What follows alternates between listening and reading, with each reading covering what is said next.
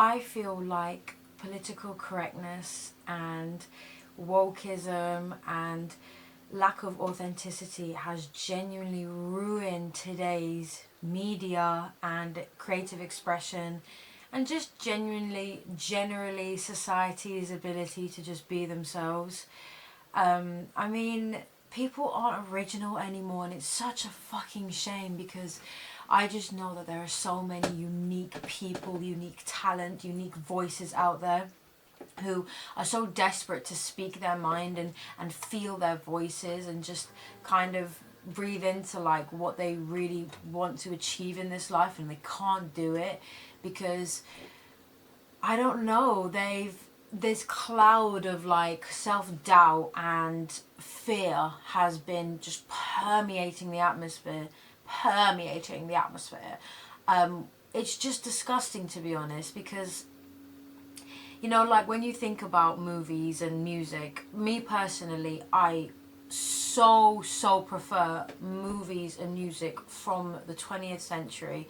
I think movies stopped being good from the maybe they were good up until maybe 2010s, and then they started gradually just becoming shit.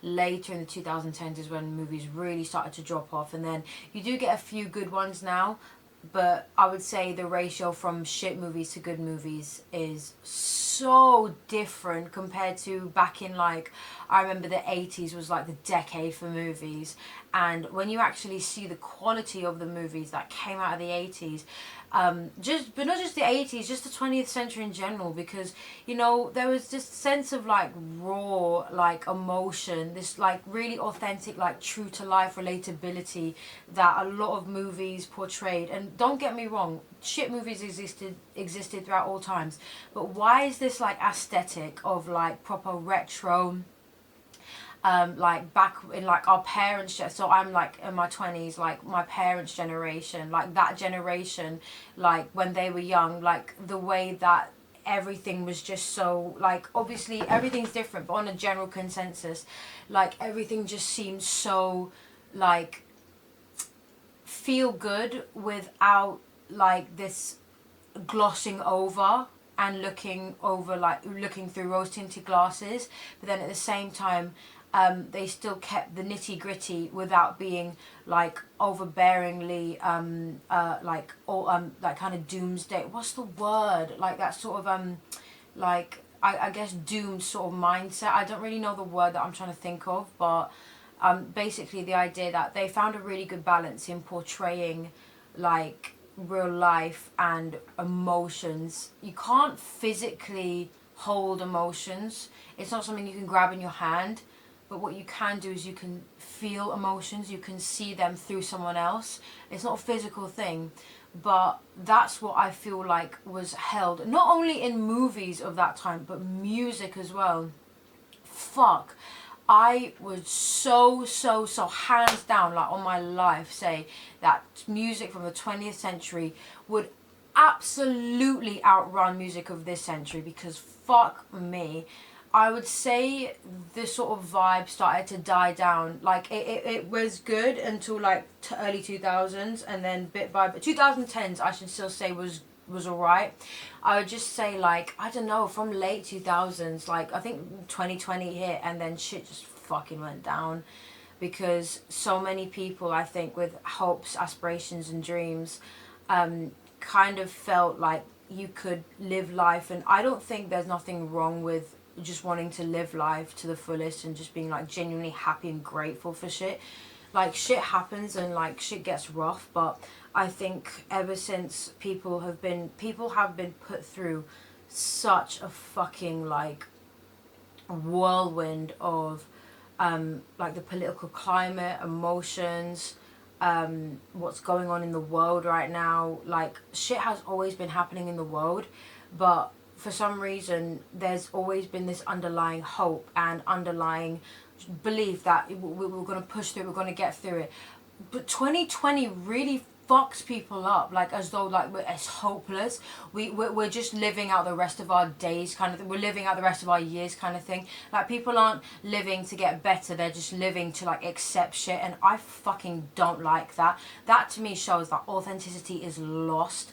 Like, because to me, I am never and would never ever lose hope in the idea that as people we can make this world a better place. But it's this mindset that we've been so programmed, and I know I talk about programming a lot, but it's so fucking true. We've been programmed to believe that these are things that we can't change, these are things that we have no control over, so we just have to sit back and just get on with our lives, you know, shrug shoulders, can't do anything. Fuck that shit. And it's such a weak mindset to adapt in a world that, I love to use this, we are billion amount of people on this earth. And I'm just going to include a little theory here. I don't know if this would like insinuate anything or if people will get the double meaning, but there's this thing called the A Bug's Life, that Disney film A Bug's Life.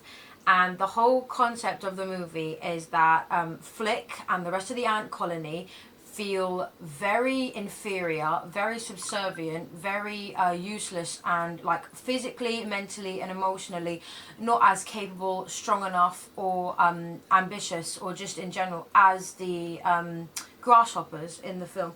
And the grasshoppers are basically like this really like tyrannical sort of like totalitarian sort of group of like elitist insects who convinced these ants into thinking that these grasshoppers outnumber them like 1 to 1,000, like the ants are so weak, like there are a bunch of other grasshoppers that like basically will have the power to destroy all of the entire ant like species, the entire ant colony. So in order to get the ants to obey them and to feed them, they insist that in order for us to maintain your safety from the outside world, you need to give all of your like food or whatever shit to us.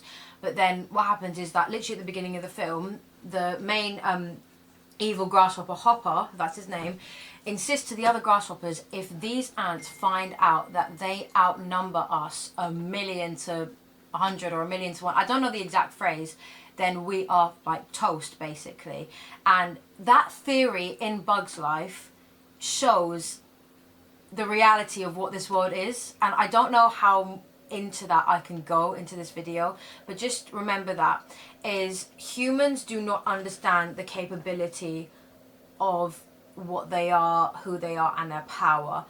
There are 8 billion of us in this world, and we honestly, are we really gonna allow ourselves to be convinced that we don't have the power to do some of the most incredible, powerful, kind, loving, compassionate, and just brilliant things in this world?